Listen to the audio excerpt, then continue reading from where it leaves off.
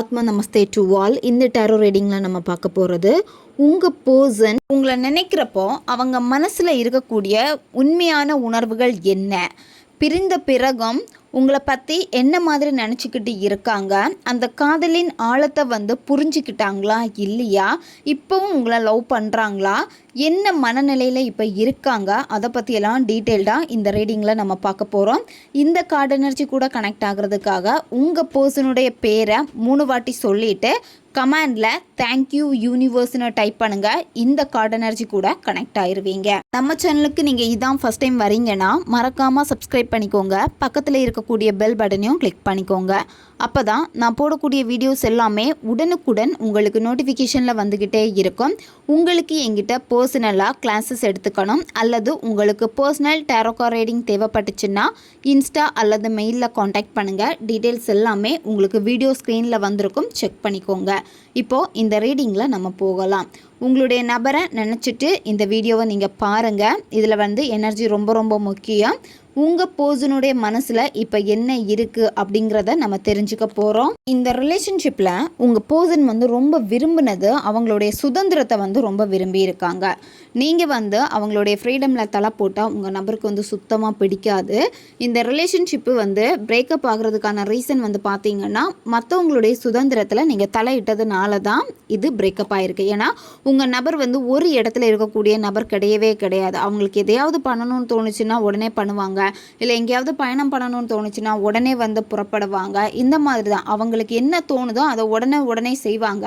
இதனால் உங்களுக்கு உங்கள் நபர் மேலே அந்த ஈர்ப்பு எப்படி இருந்துன்னா நீங்கள் சேஸ் பண்ணுற லெவலுக்கு போயிருக்கு. அப்படி சேஸ் பண்ணுறனால அவங்களுக்கு இது பிடிக்காமல் போயிருக்கு. ஏன்னா அவங்களுடைய பாதையில் நீங்கள் குறுக்கிடுறப்போ உங்கள் நபர் ரொம்ப டயர்ட் ஆகிட்டாங்க இந்த ரிலேஷன்ஷிப்பில். அது மட்டும் இல்லாமல் நீங்கள் எங்கே அவங்க நம்ம கைவிட்டு போயிடுவாங்களோ அப்படிங்கிற ஒரு பயத்தில் நீங்கள் இருந்திருக்கீங்க.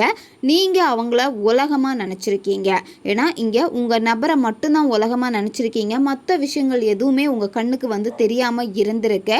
ஆனால் உங்கள் நபர் எப்படி இருக்காங்க அப்படின்னா லைஃப்பில் ஜெயிக்கணும் அப்படின்னு நினைக்கிறாங்க. ஜெயிக்கணும் அப்படின்னா ஒரு இடத்துல இருந்து இன்னொரு இடத்துக்கு அவங்க போகணும்னு சொல்லிட்டு ஒரு இலக்கை ஃபிக்ஸ் பண்ணி வச்சுருக்காங்க. அதில் நிச்சயமாக வெற்றி அடையணும் அப்படின்னு நினைக்கிறாங்க. உங்கள் நபருடைய இலக்கை அடைஞ்சிட்டாங்க அப்படின்னா அவங்களுடைய வாழ்க்கையில் இருக்கக்கூடிய சில பிரச்சனைகள் எல்லாமே சரியாயிரும். இப்போ என்னென்னா தொழில் ரிலேட்டடில் கூட, அதாவது அவங்களுடைய வேலை சம்மந்தப்பட்ட விஷயங்களில் கூட சின்ன சின்ன பிரச்சனைகள் உங்கள் நபருக்கு இருக்குது.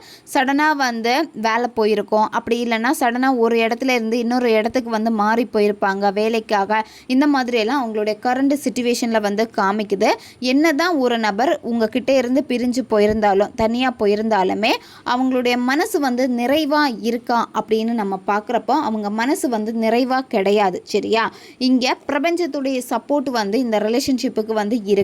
உங்கள் நபரும் இப்போ கொஞ்சம் தேங்கி நிற்கிறாங்க அப்படின்னா கொஞ்சம் அவங்களுக்கு கொடுத்த வேலையை முடிக்க முடியாமல் இருக்கு. அதனால அவங்களுக்கு வெற்றி தாமதமாகுது. ஆனால் நிச்சயமாக அவங்களுடைய இலக்கை அடைஞ்சிருவாங்க.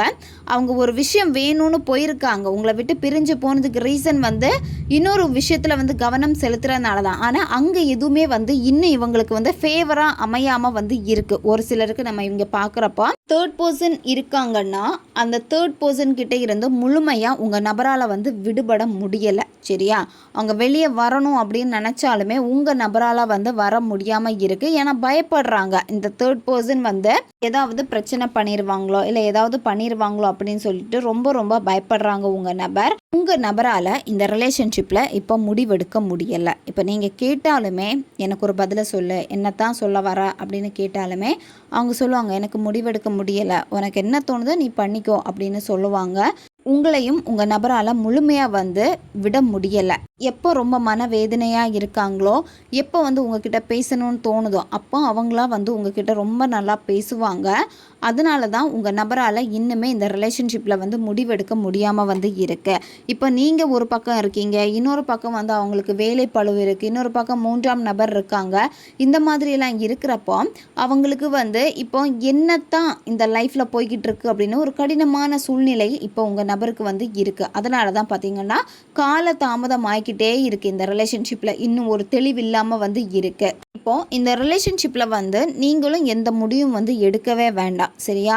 நீங்கள் முதல்ல நம்பிக்கை வைங்க. அடிக்கடி இந்த ரிலேஷன்ஷிப்பில் மாறுதல்கள் ஏற்பட்டுக்கிட்டே தான் இருக்கும். ஒரு சில நேரத்தில் வேணும்னு சொல்லுவாங்க, ஒரு சில நேரத்தில் வேணான்னு சொல்லுவாங்க. இந்த மாதிரி மாறி மாறி நடந்துக்கிட்டே தான் இருக்கும். இந்த மாதிரி நடக்கிறப்போ இது எதுவுமே வந்து பார்த்திங்கன்னா முழுமை கிடையாது. உண்மை இதுதான் அப்படிங்கிறது உங்கள் நபருக்கு வந்து நல்லாவே தெரியுது. சரியா? இருந்தாலுமே உங்கள் நபர் அதை புரிஞ்சுக்காத மாதிரி தான் போய்கிட்டே இருக்காங்க. உங்களுடைய காதலின் ஆழம் எப்படிங்கிறது உங்கள் நபருக்கு நல்லாவே வந்து தெரியுது. ஆனால் விருப்பம் இல்லாத ஒரு காரணம், இன்னொன்று வந்து பார்த்திங்கன்னா பயம், ஒரு தெளிவில்லை, இந்த மாதிரி தான் இருக்குது. அதனால தான் இப்போ உங்களை வேணான்னு சொல்கிறாங்க, உங்களை அவாய்ட் பண்ணிக்கிட்டே வந்து இருக்காங்க. அவங்க உங்களை பற்றி கொஞ்சம் நல்ல விதமாக நினைக்கிறாங்க. நினச்சாலுமே உங்கள் பர்சனுடைய மைண்டு வந்து சடனாக மாறுது. சடனாக ஏன் மாறுது அப்படின்னா ஏதோ ஒரு பயம். சரியா? அதனால தான் இன்னுமே ஒரு முடிவுக்கு இந்த ரிலேஷன்ஷிப்பை அவங்களால கொண்டு வர முடியலை, தடுமாறுறாங்க. ஒரு தயக்கம் வந்து தெளிவாக தெரியுது. இந்த ரிலேஷன்ஷிப்பு முடிஞ்சு போச்சு, இப்போ நீங்கள் நோ கான்டாக்டில் இருந்தாலும் சரி, பிரேக்கப்பில் இப்போ இருக்கீங்க அப்படின்னாலும் நீங்கள் கவலைப்படாதீங்க. ஏன்னா இதில் வந்து ஒரு தடுமாற்றம் வந்து இப்போலாம் இருந்துக்கிட்டே தான் இருக்குது. இந்த ரிலேஷன்ஷிப்பில் உங்களுக்கும் ஒரு தயக்கம் இருக்குது, உங்களுக்கும் ஒரு தடுமாற்றம் வந்து இங்கே காமிக்குது. சரியா? என்ன முடிவெடுக்கிறதுனே தெரியலை இந்த ரிலேஷன்ஷிப்பில். அப்படி தான் நீங்களும் வந்து இருக்கீங்க. உங்கள் நபருடைய மனசில் ஒரு மரியாதை உங்களுக்குன்னு வச்சுருக்காங்க. சரியா?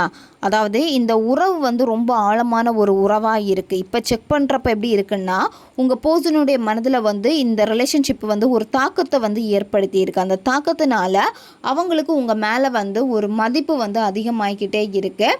அவங்க இப்போ வந்து உங்ககிட்ட சண்டை போடணும் அப்படின்னு வந்து நினைக்கவே இல்லை. சரியா? உங்கள் 2 பேருக்கு இடையிலையும் மோதல்கள் போய்கிட்டே இருக்குது அப்படின்னா அந்த மோதல்கள் எல்லாமே முடிவுக்கு வந்து வரப்போகுது.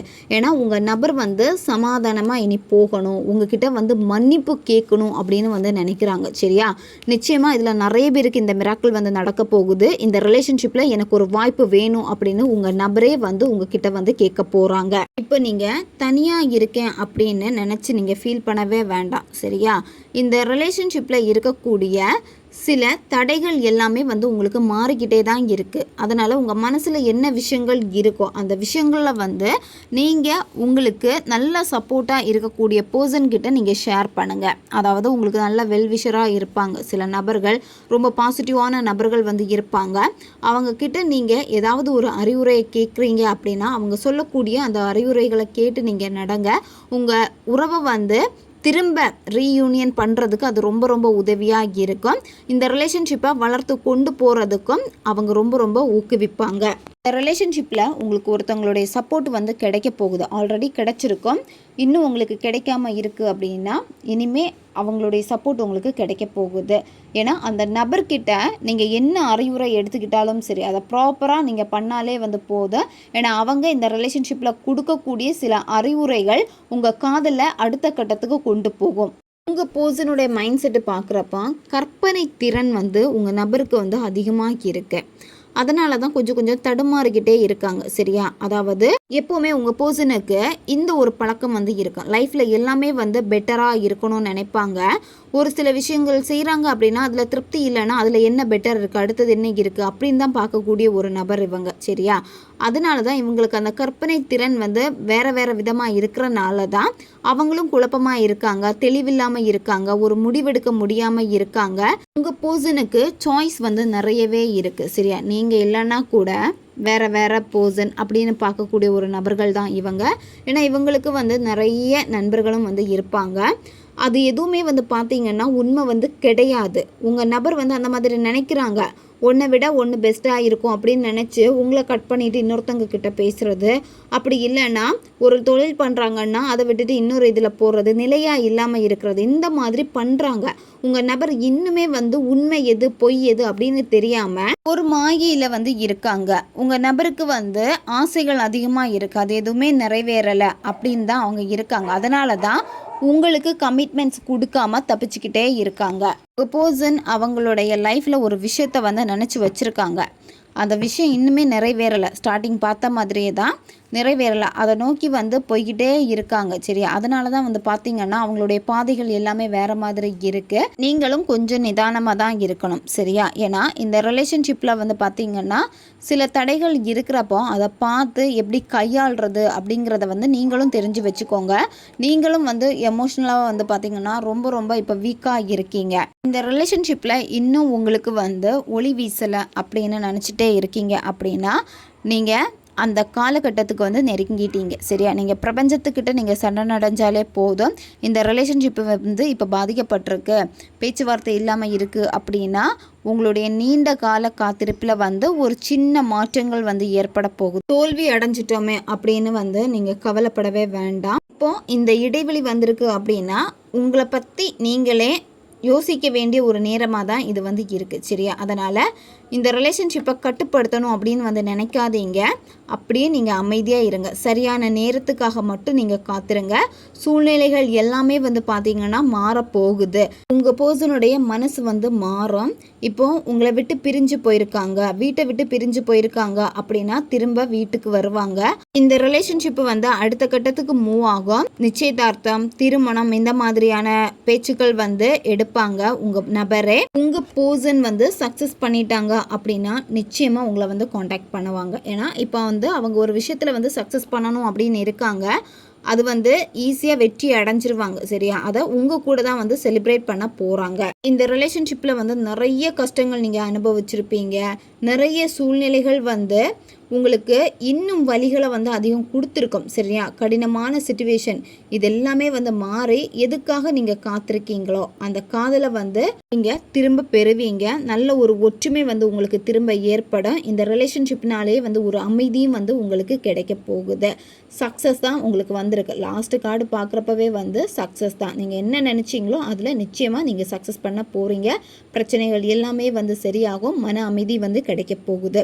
ஓகே கைஸ், இதுதான் இந்த ரீடிங். இது வந்து ஜென்ரல் ரீடிங் தான். பொருந்தக்கூடிய விஷயங்களை மட்டும் எடுத்துக்கோங்க, மற்றதை விட்டுருங்க. உங்களுக்கு பர்சனல் டேரோ கார்டு ரீடிங் தேவைப்பட்டுச்சுன்னா இன்ஸ்டா அல்லது மெயிலில் காண்டாக்ட் பண்ணுங்கள். அடுத்த ஒரு வீடியோ பதிவில் சந்திக்கலாம். நன்றி.